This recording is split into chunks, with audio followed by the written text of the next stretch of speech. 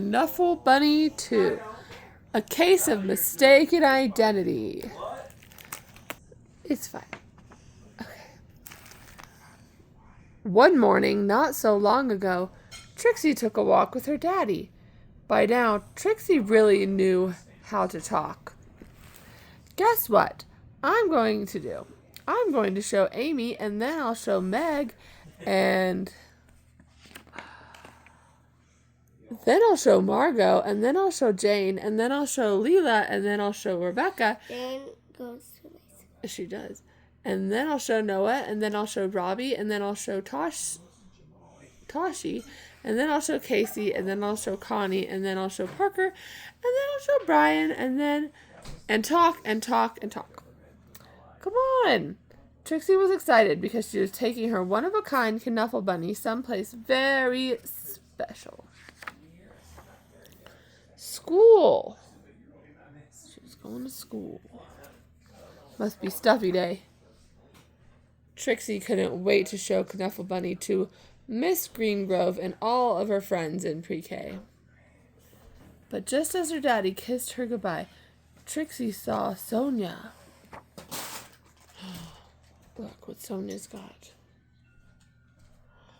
Suddenly, Trixie's one-of-a-kind Knuffle Bunny wasn't so one-of-a-kind anymore. Oh no. The morning did not go well. Knuffle. She says it different than her. She says knuffle and she just says nuffle. The afternoon was worse.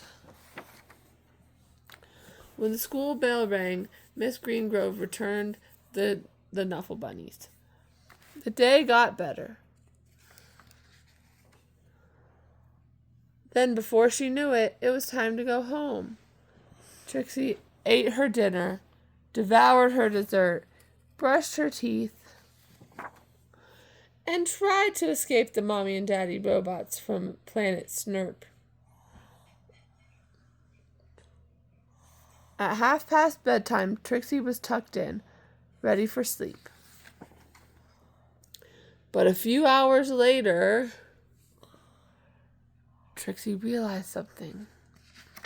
It's not her bunny. It has a bow on its head. Trixie marched into her mommy and daddy's room and said, "That is not my bunny." Trixie's daddy tried to explain what 2:30 a.m. means. He asked, "Can we deal with this in the morning?" Trixie's daddy went to the phone. Before he even made it downstairs, bring! The phone rang. "We have your bunny," said a man's voice on the other end. "And we have yours," replied Trixie's daddy. Arrangements were made. They're out in the middle of the night. Trixie and her daddy rushed across the neighborhood. Trixie did not want to be late. Neither did Sonia. Are they in London? Yeah. There was an exchange, and the Knuffle Bunnies were back where they belonged. "I was so worried about my bunny," said Sonia. "So was I," Trixie replied. And they both said, "I'm glad you got your bunny back at the exact same time." And that's how Trixie found her first best friend. The end. Epilogue.